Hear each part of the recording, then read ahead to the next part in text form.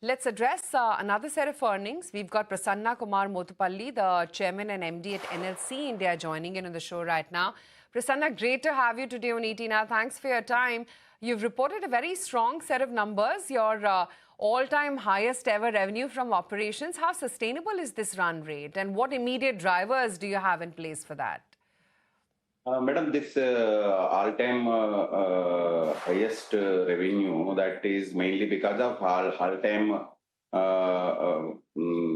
excellent performance of the company in all the areas. We generated all-time highest ever coal this financial year, and also our renewable generation is also all-time highest. And talking about the sustainability, we are having aggressive plans of capacity addition in all the three areas of mining, power generation, and renewable power generation. And many projects are in pipeline. And our Ghatampur thermal power station is also, the third unit is also on the verge of commercial operation. So going forward, the whatever revenues we achieved this last financial year, that will be sustained. In fact, that will be much more than what we achieved in the last financial year because of the aggressive capacity addition program that is going to be there in next 4 or 5 years. Mr. Motupalli, can you give us a breakup of the total capacity with respect to renewable and thermal? And is there a plan to, monetize the renewable segment by listing that separately?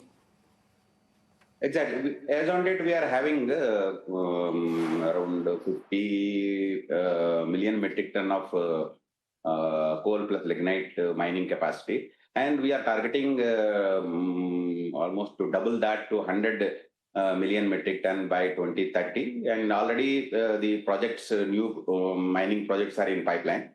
Similarly, in thermal, as you rightly said, as on date, we are having a renewable portfolio around 26%.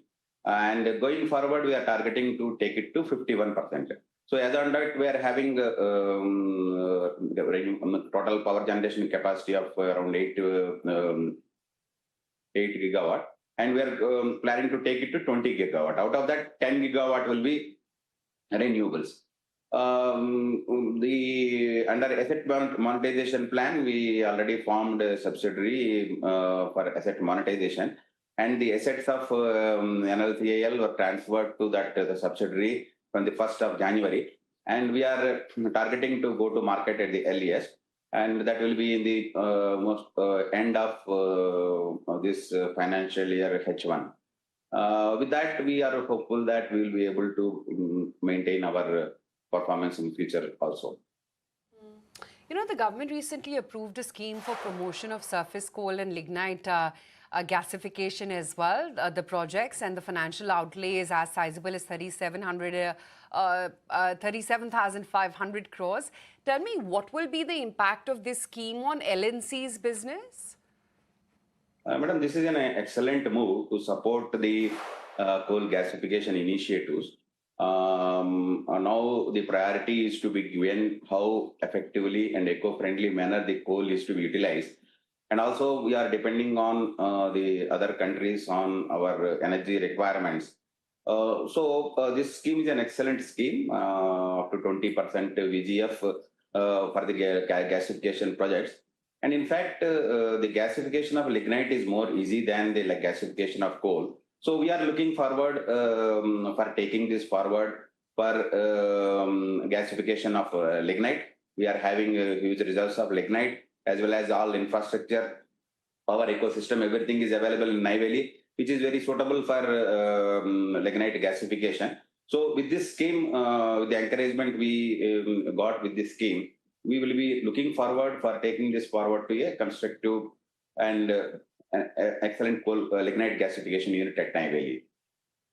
So diversifying into EV charging stations and BESS, what is the kind of capex that you are planning for that, and when do you expect that operations to begin? This EV charging is now the need of the hour, as we are dependent on other countries for the petroleum products. Now it is that time and a lot of encouragement we are getting from the government. So already we are into EV charging, but these EV chargings are as on date in our township and adjoining areas. But we want to aggressively expand this into the EV charging market. And already we are having concrete plans for that. The budget allocation we will be doing under our green initiatives budget category. But we want to aggressively take it forward for expansion in nearby cities and other cities also. Also, if you can give us a sense of the capex plan that you have earmarked, nearly 1.16 lakh crores by 2030. How much of that would be funded through internal accruals and how much through debt? As you rightly said, we are having aggressive capacity addition programs in all the three verticals, and for the total requirement for the capex is around 1,25,000 crores. And generally, we go for 70-30 debt ratio for conventional power and 80-20 for renewable power. With that, we require around 23 to 24,000 crores of capex over a period of 4-5 years. And as you rightly said, we are planning to fund this through our internal resources, whatever surpluses we are having, and also the asset monetization which we are doing. With that, whatever we realize, we put in the equity. So we are fully confident that the entire amount can be funded through our internal resources. Just to get a sense of your investment that will go into BESS and EV, what will be the revenue mix maybe in next 3 to 4 years once you this business picks up?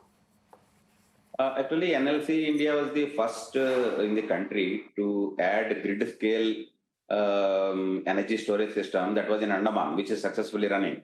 And taking that forward, we are aggressively adding the capacity of battery energy storage system, because we believe that going forward for energy integration of renewables, BESS plays very important role. We already got order from Tamil Nadu government for 500 megawatt hour, and from SECI 1800 megawatt hour, and from various other state governments also we got the order. And we allot the budget from our green initiatives. We are allocating more than 55,000 crores for renewables and other green initiatives. From that, we allocate this based on the requirement. Okay, Prasanna, great to have you today on ET Now. Thank you so much for your time. Thank you.